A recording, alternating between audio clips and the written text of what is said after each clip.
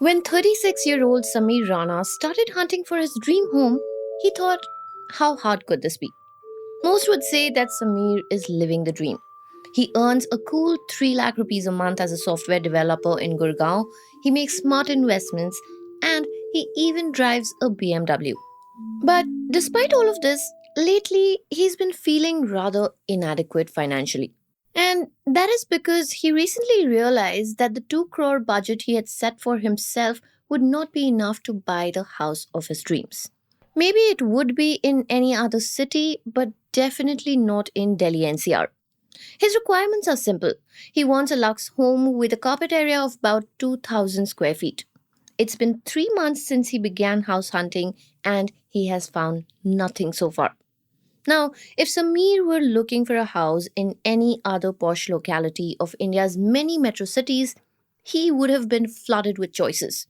But the real estate market of Delhi NCR is an anomaly. As you may have guessed by now, Samir is not alone.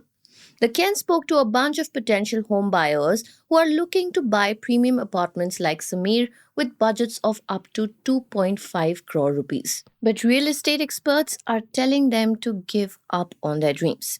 You see, the national capital region has been facing an acute supply crunch of new housing projects, especially in this mid premium segment. That, by the way, is a catch all term for houses that are priced between 80 lakh rupees and 2 crore, depending on the city. Delhi NCR has witnessed the sharpest fall in inventory in this segment in the last couple of years. And of course, the unfortunate byproduct of this shortage is that real estate prices have shot up far beyond the reach of most buyers. But the interesting thing is that the demand for housing has not gone down because of these sky high prices. People are still buying tens of thousands of these mid premium houses in and around Delhi. So, the obvious question then is, why aren't more residential housing units being built? Welcome to Daybreak, a business podcast from the Ken. I'm your host Nigdha Sharma and I don't chase the news cycle. Instead, every day of the week, my colleague Rahil Philippos and I will come to you with one business story that is worth understanding and worth your time. Today is Thursday, the 12th of September.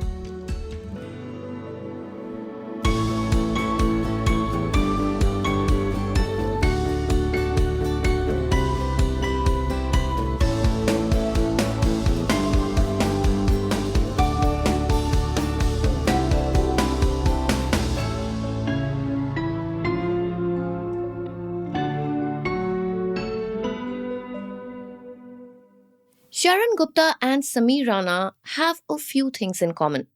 They both work in software and they live in Delhi. But most importantly, they're both looking for the perfect 2,000 square feet apartment. And just like Samir, Sharan too has not had much luck. My colleague, the Ken reporter Ronak Kumar Gunjan, met him during his house hunt. They visited Kalpataru Vista, which is an under construction housing society in Noida. At first, it seemed to fit the bill. They were blown away by the temperature controlled indoor pool, the massive clubhouse, the greenery. But then Sharan saw one of the 4 BHKs on offer and it was far from what he had expected. The bedrooms were smaller than he had imagined, the balconies were larger than necessary, and the kitchen was cramped. The final nail in the coffin was the asking price, a whopping 5 crore rupees. That was 150% above his budget. The thing is, the area where he was looking, which is Noida's Sector 128, is not even a posh part of town. It is at least 30 kilometers away from central Delhi. The airport is an hour and a half away. Even the nearest metro station is 5 kilometers away. And yet, the builder was charging nearly 19,000 rupees per square foot. Sharan had seen enough. So he hopped back into his SUV and went to see another prospective apartment. This one was in Godrej Tropical Isle, which is a housing society in Noida's Sector 146. Here too, the price made Sharan's heart sink. The flat was even more expensive, 6 crore rupees for a 4 BHK with similar dimensions. You know, a report by Anarok found recently that nearly 62% of newly launched housing units in NCR cost more than 2.5 crore rupees. Compare that to cities like Bangalore and Pune, where less than 5% of new units cross that price range. It is the same story across mid premium properties in Delhi. Ronak met another buyer, a man named Naman Malhotra. He was hit with a similar price tag at an under construction project by the builder Sobha in Gurgaon Sector 108. Naman was understandably frustrated by the whole experience and he had a simple question. What gave builders in Delhi the confidence to jack up prices like this? Stay tuned to find out. The thing is, buying a home in the national capital region is not for the faint hearted. And I'm not saying this just because of the real estate prices that we are seeing today. This has been going on for decades. Defaults from over leveraged builders, decade long delays, and in some extreme cases, you pay for a house that never gets built. The most high profile cases have involved known local builders like JP, Supertech, and Amrapali. They have seen tens of thousands of undelivered units. Just imagine all those people who must have invested lakhs and lakhs of rupees, some cases even crores of rupees, years ago, and their homes still have not seen the light of day. Now, in most major cities, 9 out of 10 projects are typically developed by local builders. But in Delhi, a lot of these local builders are now tied up in serious lawsuits.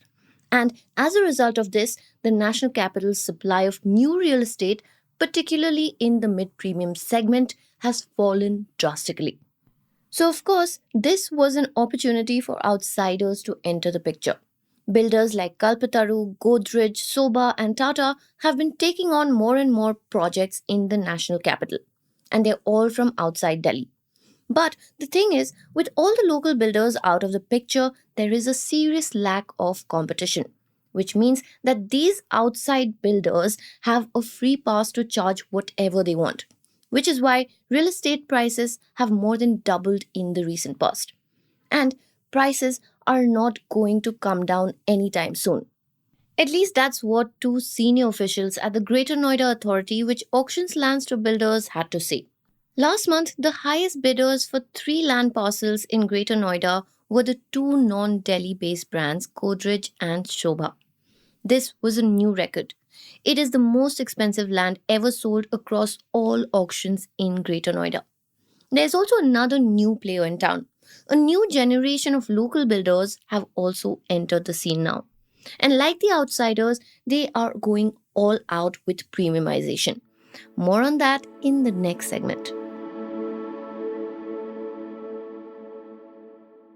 Remember Sharan? We spoke about how he was looking for a home in Noida a little while ago and how everything was out of budget for him. In fact, 2 to 3 times more than his budget. Well, even after a string of disappointments, he continued to hunt for his dream home. So, what happens when you bring 2 crore rupees to the Delhi NCR house hunt?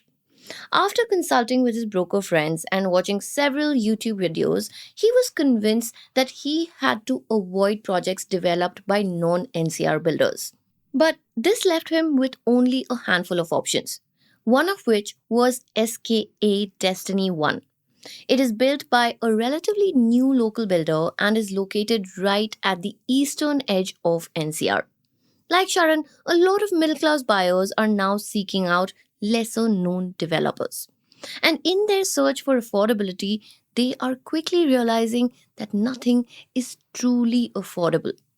Ronak visited 4 more under construction projects in the area by local builders like Elite X, Spring Elmas, Irish Platinum, and Fusion the Brook. Most buyers there knew little about these builders' past projects or the possession status of older units. Their focus was simply to find a flat in the 1.5 to 2 crore rupees range.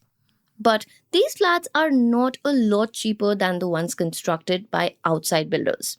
Although not as high as Godrej or Sobha, but there wasn't a single 4 BHK under 2 crore rupees. A 2000 square feet flat that cost 6 crore at Godrej now costs well over 2.5 crores with local developers. And they're all using the same language as these other big builders, throwing around words like luxury, premium, laid back lifestyle. You get the drift. It is a trend here in India, and I'm sure you've seen it in your city as well, more so in NCR. One real estate agent told us that it is a great way for builders to ruthlessly jack up prices. Unfortunately, Sharon eventually decided to pause his hunt. Most real estate agents in the capital say that the prices will stay inflated. Houses are not going to get any cheaper. But if Delhi's elite are struggling to purchase their dream home, where does that leave everybody else?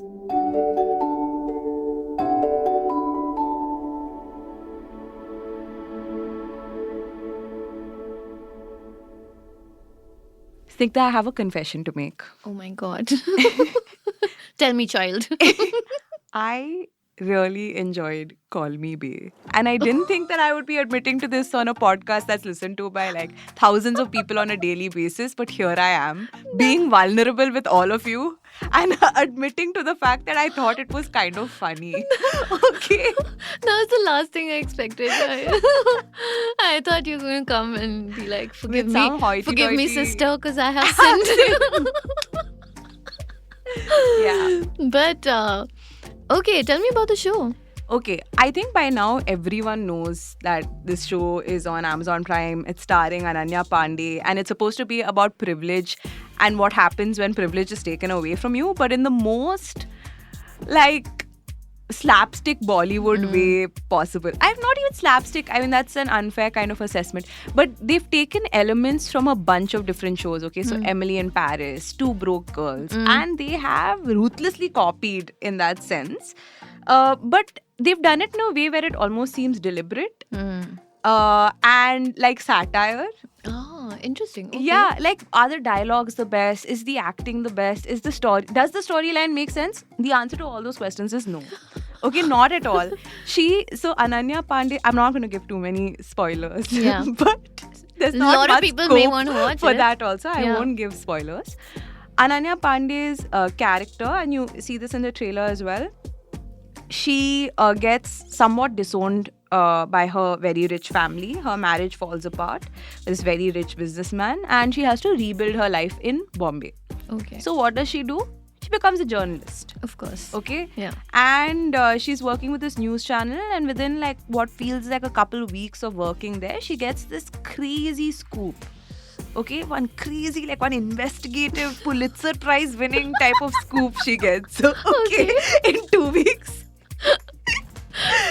And it's like all of that is happening. She's dealing with like, you know, no privilege anymore and becoming a journalist. And like somewhere in the story, there is also this thing about her like mental health struggles, things like that. Lots of different things were happening all at the same time.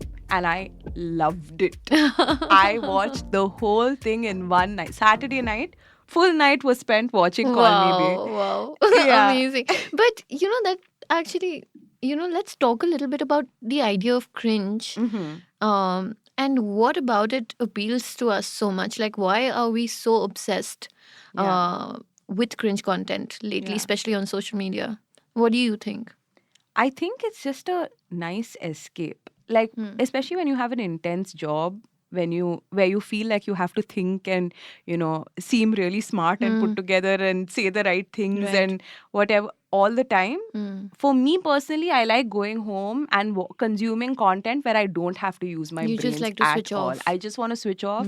I want to watch something. I want to giggle and I want to go to sleep. That's all I want. No, that's very Yeah. relatable. And Yeah. actually, that this whole story is reminding me a little bit of another cringe show that I loved watching. I watched all the seasons, even though it was so bad. 4 more shots, please. Remember? Oh, yeah. I remember. Shiny yeah. Gupta and I forgot. Barney. Right, Yeah. right. Barney VJ was there, Barney. yeah. And but you know, I think cringe means a lot of things. It's not Yeah. one thing. But also there's this whole aspect of like, you know, it makes you feel better to see somebody else making a fool out of themselves, Yeah. right? It just makes you feel like, okay, it's like this weird validation that you get.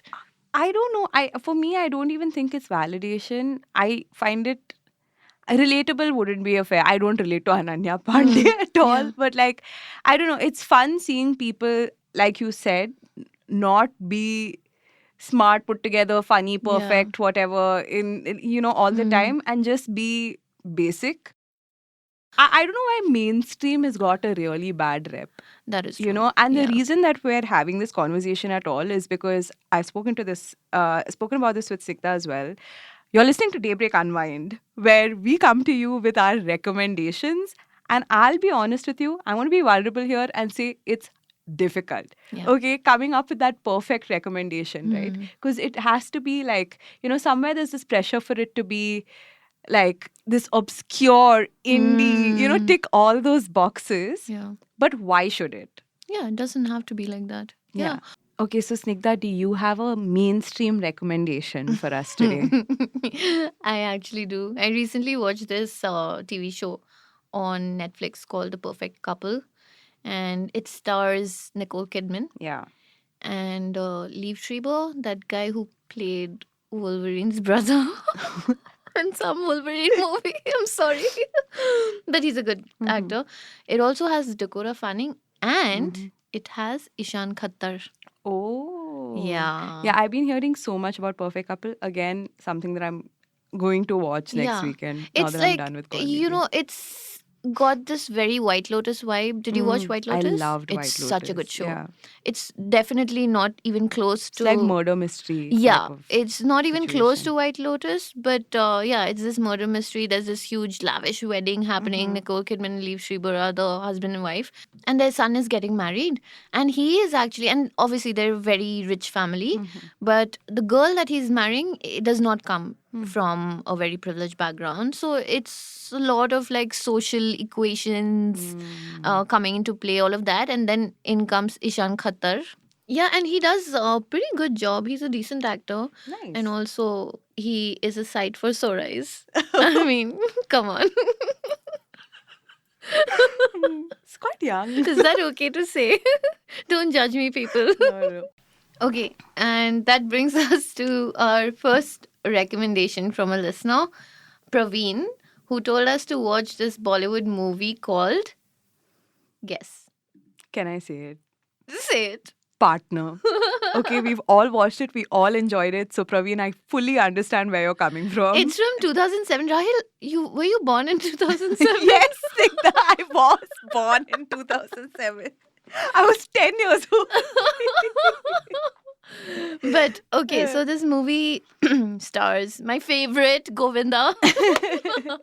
I love. Icon. Really, he is. such an he's icon. the icon of cringe, man. Yeah. That's Right? actually very true. Yeah. No, in Bollywood, Govinda and Salman Khan. Salman Khan plays this love guru, and he's advising Govinda how to win his lady love, Priya. It's Hitch, no? It's the Hindi Yes, version of it's Hitch. a remake of this Will Smith movie called Hitch. Yeah. Yeah. So I Great can't get that song out of my head.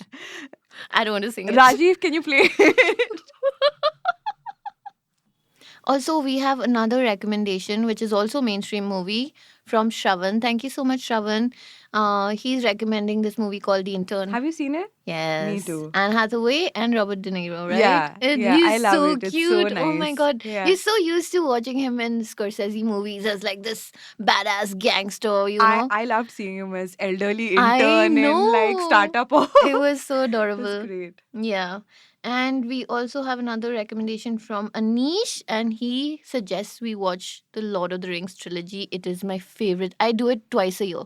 I do like a Really? LOTR run, like Whoa. Okay. yeah, all the When? movies. Like at a specific time in the year? No, or there's just no specific time. whenever like, you feel like yeah, it? whenever I feel like. But Wow, I that always is watch some like commitment, it. right? It's beautiful. Like all Yeah. so much of like mainstream fantasy fiction and movies that you see Inspired. like is Yeah. so inspired. Like Harry Yeah. Potter, so much stuff is lifted. Kalki. J.K. Rowling has If you know, Kalki, you know. exactly. Like J.K. Yeah. Rowling lifted so much from LOTR.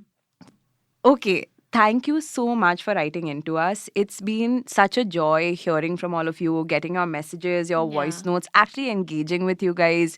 We've chatted with a bunch of you in the last 3 weeks, and it's been so great.